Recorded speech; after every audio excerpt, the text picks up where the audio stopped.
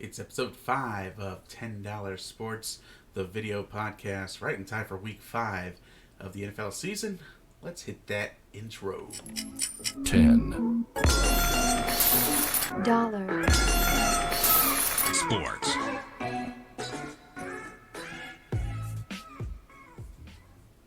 Yes, good evening, everyone.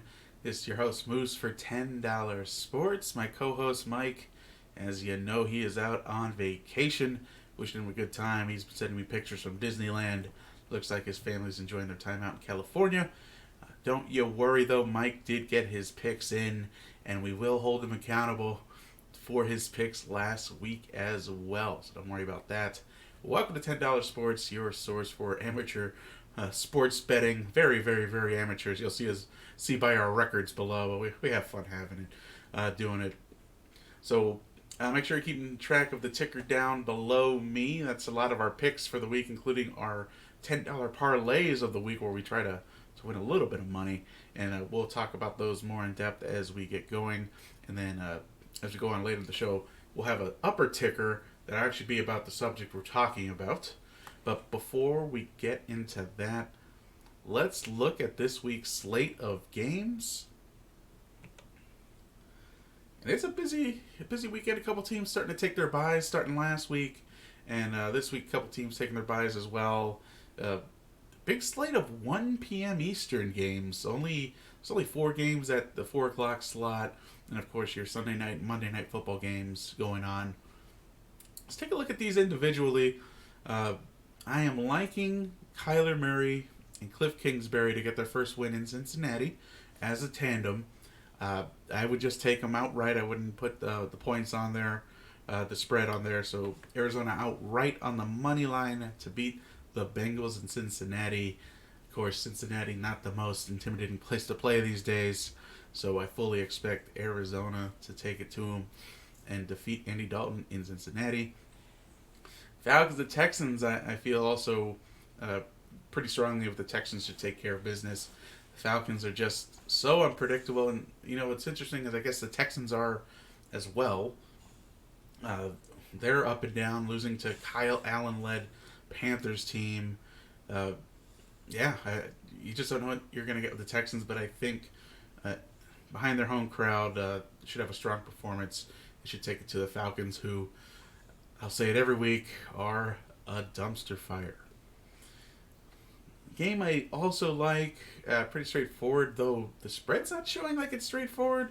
Ravens at Steelers. I guess they're giving the Steelers a little bit of a few points for the home field advantage, so maybe that's closer to a touchdown advantage, 6.5. Maybe if you kind of incorporate those 2.5, 3 points for home field advantage. I don't know. I feel this is pretty easy for the Ravens. I think the Steelers are trying to see what they have with Mason Rudolph, if he truly is going to take Ben Roethlisberger's position the next year or two when Big Ben decides to call it quits. I think Connor still is going to run strong, and Juju is always a threat as well, especially if Mason can get him the ball. I think this game could be closer than you think, but I would take the Ravens with this spread by at least 3.5, or I guess winning by 4, if you will. Bears and Raiders. This one's over in London, in England, at the new stadium. I think the Bucks are playing there as well next week against Carolina in the new Tottenham Hotspur Stadium. I think Bears should easily handle the Raiders. The Raiders did surprise last week against the Colts, really costing me a few of my picks.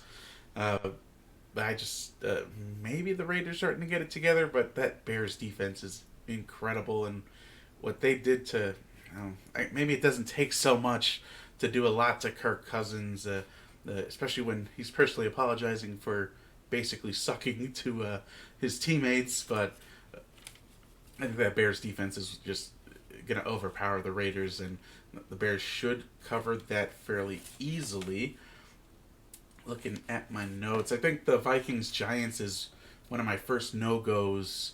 As much as I want to hop on the Danny Dimes bandwagon with Daniel Jones, and rumors that Saquon Barkley may or may not be back. He's simply inhuman, already with a high ankle sprain, running, making cuts. There's video of him and his giant and his giant leg, his trunk of legs, already cutting through and doing drills. So maybe he's not ready for this week, but we could be seeing a Saquon Barkley return as soon as next week, maybe. Uh, Either way, if I had to pick this game, I would pick the Giants. I just didn't feel confident enough to put it in any of my parlays. I would maybe take the game together with. I think I picked the over on this one, so maybe Giants money line with the over might be a good combo for you there. Patriots, Redskins, no same game parlays. That's how you know it may be a blowout. Again, this is one I don't like big spread games. I gotta take a chance at that Cowboys one, and thankfully it worked out when they played the Dolphins. But Patriots should take care of business. Again, Eagles, Jets. I think I might have picked the Eagles on. No, this was a no-go for me too. Just, yeah, I don't know. They played so well against the Packers. The Jets still rolling with Nick Folk.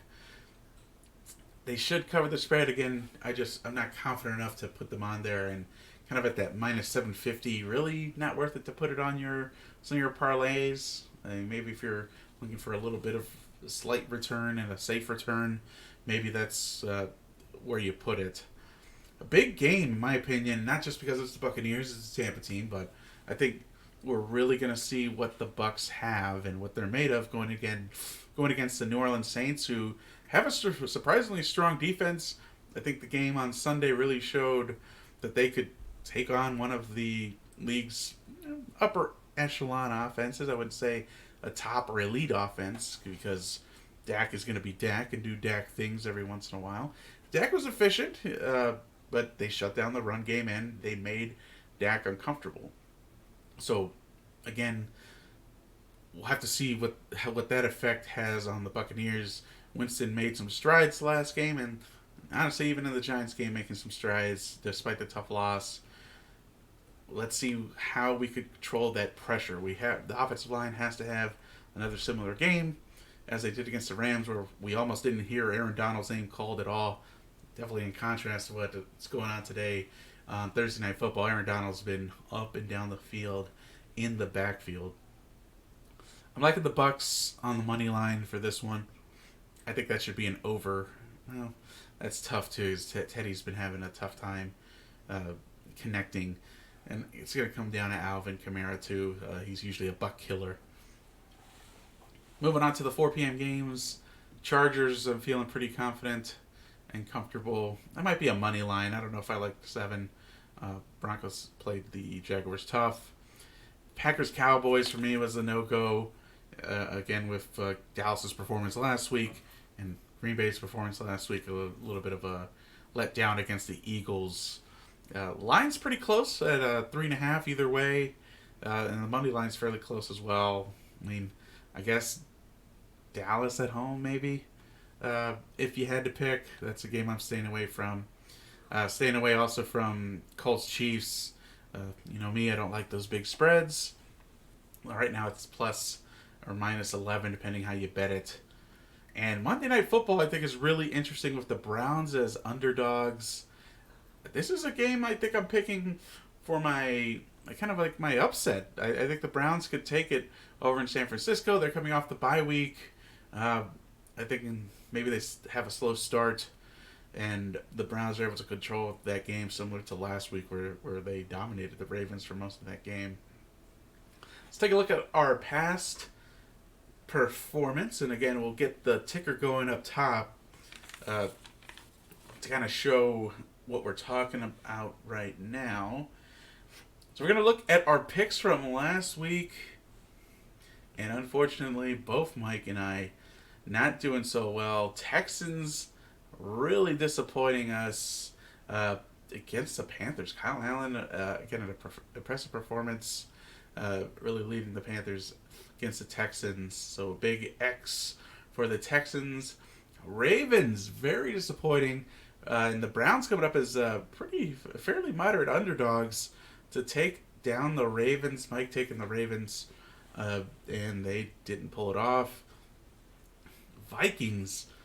This game was almost a toss-up, And I guess with Trubisky going down, going down, it was a virtual toss-up with the Bears being slight favorites, but that Bears defense really put that entire team on their backs.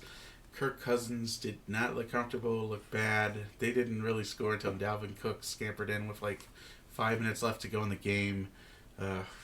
Just a tough pick there. I know he had hope for a better performance from Kirk Cousins, a bounce-back performance. But it doesn't look like that happened last week, and I guess we'll have to find out where Kirk Cousins is this week. And the Cowboys taking the L in New Orleans, 12-10, only coming up with 10 points. That was a big under game. I think a lot of folks going with the over on the Cowboys Saints. Pretty respectable game against by both defenses, and Teddy Bridgewater did what he could. No touchdowns for the Saints, but they got the job done. They drove down the field and executed and just scored enough points. Big touchdown for the Seahawks just now, thankfully, putting them ahead with 2 minutes to go. It's going to give Jared Goff some time to run his 2-minute drill, basically, with 2 timeouts and the 2-minute warning. Anyway, so Mike having a tough sledding weekend. Chargers and Jaguars, of course, pulling it off. Gardner Minshew with a big win in the Mile High City. My picks from last week, also not as great. I like doing the fivers. Mike likes throwing 6. I think he went safe this week. When we get to him, he went with 4. Panthers again pulling up that upset against the Texans. Seahawks winning comfortably. Big losses. I also took the Vikings. And the Colts were a big disappointment. They were heavy favorites. And the Raiders really came in. A few key mistakes and turnovers really cost the Colts a chance to take control of that game. And obviously they were fighting from behind most of the game with some of those early turnovers. And there's that Cowboys pick. Cowboys -3. Cowboys ending up losing 12-10. So there you have it. 2 and 3 for me. I think Mike went 2 and 4, bringing our totals that you'll see scrolling down behind under us. I think Mike is at, there it is, 9 and 14, and Moose, me, 10, 8 and 2. So hopefully we can improve on this this week. I'm feeling pretty good for a few of these picks for this week. So let's take a look at Mike's $10 parlay right above me. He likes the Rams plus 1.5. That's not looking good right now. Mike is notorious for being out immediately on Thursdays. Right now, Russell Wilson has the Seahawks up by 2, so that would be a loser as it stands right now. Liking the Jaguars pick on the money line. Taking the Vikings at 6 Oh, who were they playing? I gotta go back and take a look at who the Vikings were playing.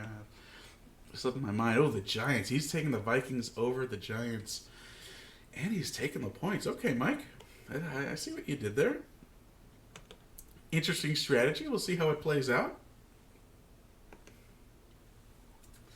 Taking the Bucks. Great pick there as well. So Mike's 4 picks.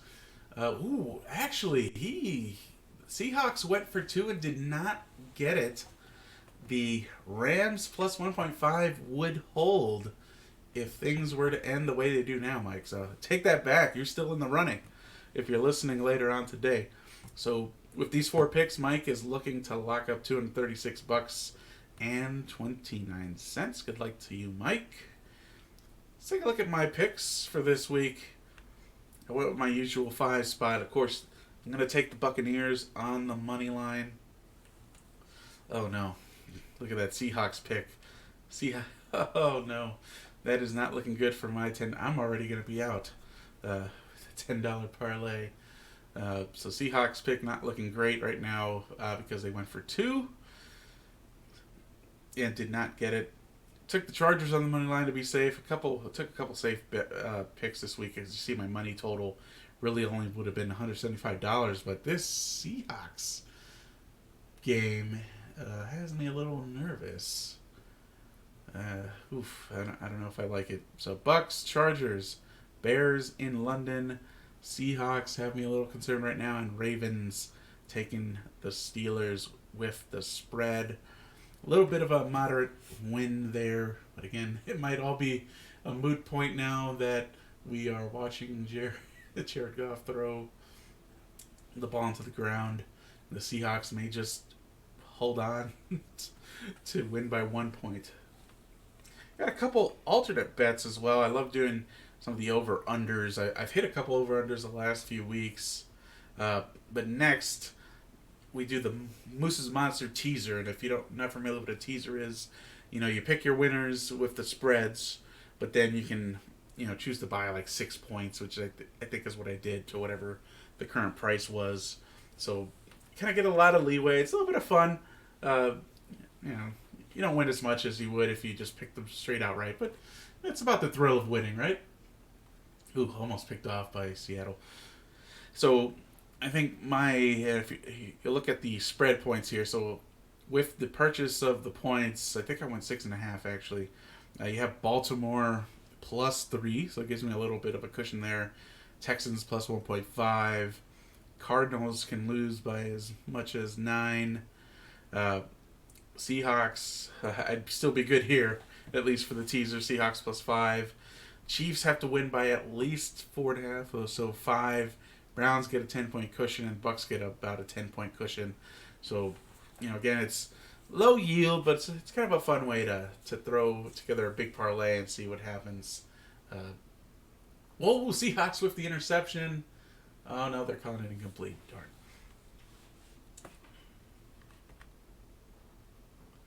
I think that's it for us. So for this edition of $10 Sports, we miss you, Mike. We'll see you next week with Mike. So have a great week. We'll see you next Wednesday-ish or Thursday-ish for the next edition of $10 Sports. Make sure you're following us on Twitter. I'm usually throwing extra picks out there. My over-unders.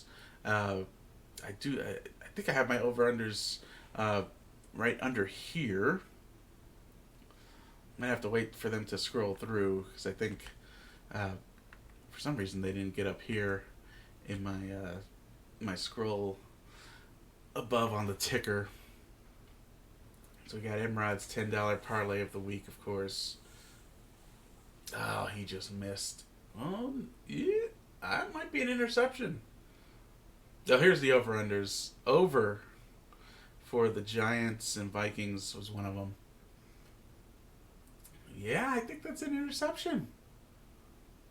The Seahawks might have clinched the game. I'm sure they're going to run 3 straight times and win by 1, which would not be great for the $10 parlay. But have a great week. We're going to have the Thunderdome Puckcast coming at you tomorrow night. Kind of updating on getting ready for the Lightning season and previewing their first game of the season that occurred today. Of course, repping my Lightning. We're really excited about the Rays pulling it off in the wild card game against the A's last night. I'm hoping to get to one of the wild card games probably on Saturday is my best chance to get down to Houston to support the Rays down in Houston as they try to make some history against one of the strongest teams in the league this year and potentially even in Major League history. The Astros have been lights out. They have a stellar pitching staff, stellar offense. I think the Rays might be outmatched on this one, so we'll see what happens. Have a great night. Thank you so much for your time. And again, give us a like on the video, and subscribe to our channel. It's a young channel, up and coming. We're getting better at what we do. Please make sure to make comments and suggestions. We love growing and learning. So it's been Moose with the $10 Sports Video Podcast. Have a great evening. Go Bucks. Go Rays. Go Bolts. Go Irish. We'll see you next week.